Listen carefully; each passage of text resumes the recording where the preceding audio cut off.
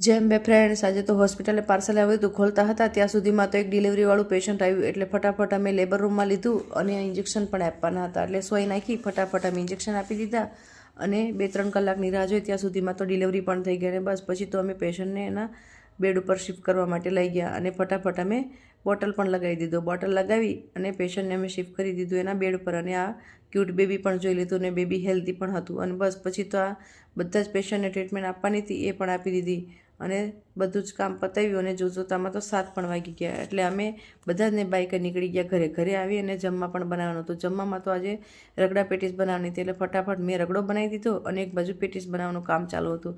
અને જોતામાં તો બધી જ પેટીસ પણ તૈયાર થવા માંડી. એટલે એક બાજુ પેટીસ શેકવા માંડી અને એક બાજુ અમે જમવાની તૈયારી કરી. અને એક જમવા બેસી ગયા અને એક બાજુ પેટીસ શેકાતી જતી હતી.